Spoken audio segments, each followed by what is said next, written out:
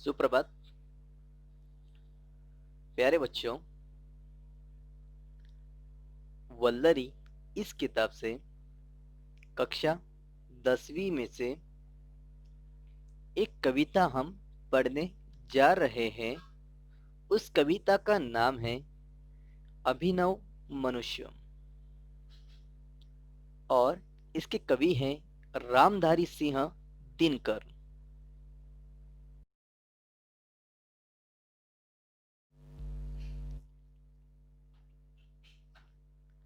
कवि का परिचय। कवि का जन्म 23 सितंबर 1908 को हुआ। गांव मुंगेर जिला बिहार। रचना हुंकार, रसवती, रेणुका, कुरुक्षेत्र, बापू, सामधिनी ये उनकी रचनाएं हैं। विचार। इनकी भाषा सजीव और विषय के अनुकूल है। पुरस्कार। इन्हें पद्म विभूषण और साहित्य अकादमी से सम्माना। मृत्यु 14 अप्रैल 1974 को हुआ।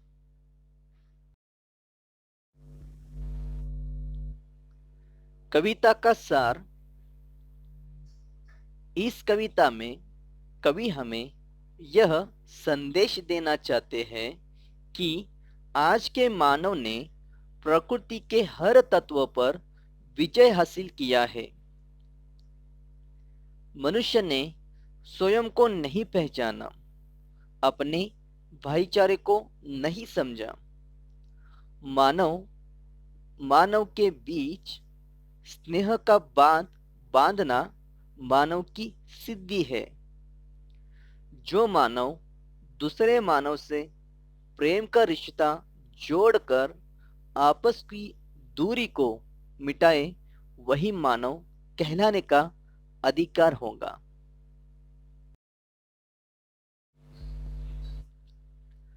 कविता का पहला पद। आज की दुनिया विचित्र, नवीन।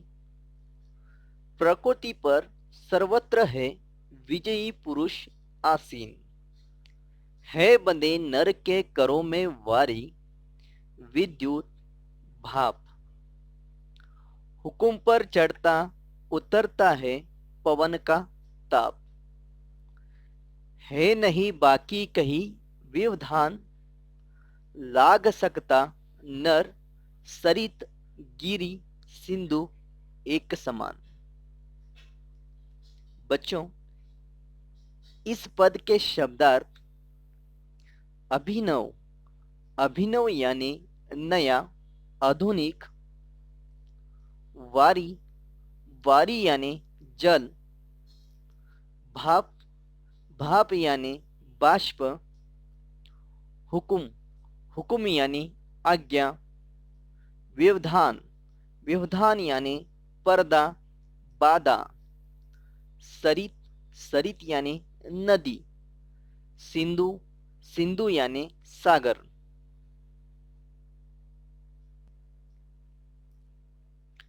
इस पद का अर्थ यह होता है,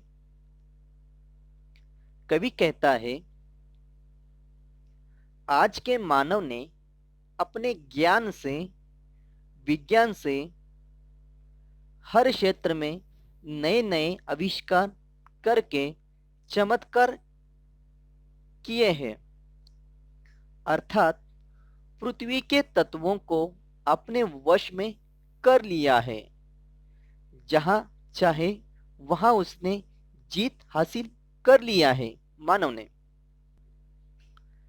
आज मनुष्य के हाथ में पानी, बिजली, भाप ये सब प्रकृति के कुछ घटक हाथ में है। जलधारा से विद्युत शक्ति का उत्पादन किया है और भाप से अपने बुद्धि से रसायन की खोज कर लिया है। और मनुष्य ने वातावरण को भी अपने आदेशानुसार उसका उपयोग कर लिया है। अर्थात उदाहरण में, अगर हमें गर्मी के मौसम में गर्म उष्णता लगती है तो इंसान ने उसके लिए फैन का आविष्कार किया है। और जब कभी हमें ठंडी लग जाती है तो ठंडी से हमें बचने के लिए हीटर का उसने आविष्कार, उसका उपयोग कर लिया है।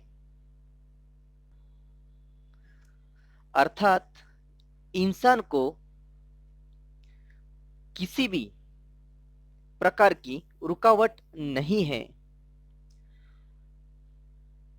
बिना रुकावट के, बिना परेशानी के इंसान नदी, पर्वत, सागर को पार कर सकता है और ये प्रकृति उसके वश में है, ये कवि कहना चाहता है।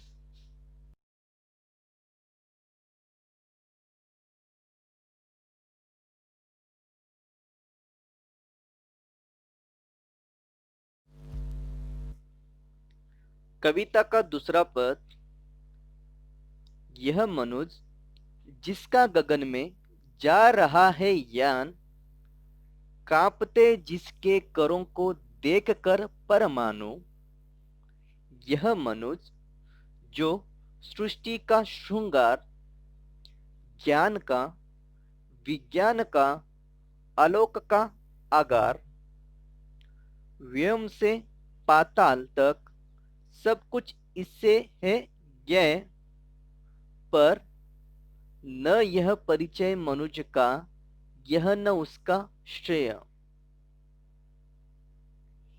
इस पद के शब्दार्थ आलोक, आलोक यानी प्रकाश, ज्ञेय, ज्ञेय मतलब जानकारी, श्रेय, श्रेय यानी यश, मंगल। इस पद का अर्थ यह होता है, कवि कहता है मनुष्य ने आविष्कार किए हैं, वो यान को अंतरिक्ष में भेज रहा है, परमाणु यानी ऑटोमेटिक बॉम्ब या फिर ऑटोमिक बॉम्ब भी बना रहा है। उसके हाथों में अणु, परमाणु जैसे चीजें हैं और इसके कारण प्रकृति इसको डरती है या फिर प्रकृति को डर लगता है इस मनुष्य से। और आगे ये कहते हैं, यह मनुष्य ही है जिसके प्रकृति का श्रृंगार बना दिया है, या फिर इस प्रकृति को बहुत खूबसूरत इंसान ने ही बनाया है। ज्ञान और विज्ञान का प्रकाश सारे दुनिया में फैलाया है इस इंसान ने। आकाश से लेकर पाताल तक सब चीजों की जानकारी इस मनुष्य को है, पर यह मनुष्य की पहचान नहीं है।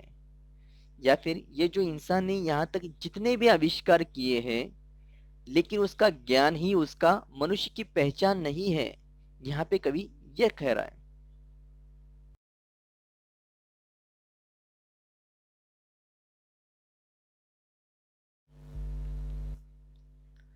कविता का तीसरा पद, श्रेय उसका बुद्धि पर चैतन्य उर की जीत, श्रेय मानव की असीमित मानवों से प्रीत, एक नर से दूसरे के बीच का व्यवधान, तोड़ दे जो बस वही ज्ञानी, वही विद्वान और मानव भी वही। इस पद के शब्दार्थ उर, उर यानी सीना, प्रीत, प्रीत यानी प्रेम, नर, नर यानी पुरुष, विद्वान, विद्वान यानी समझदार, ज्ञानी। इस पद का अर्थ यह होता है, कवि कहता है, आज मनुष्य ने अपनी मानवता को अभी तक नहीं पहचाना है। उसने अभी भाईचारे को भी नहीं समझा है।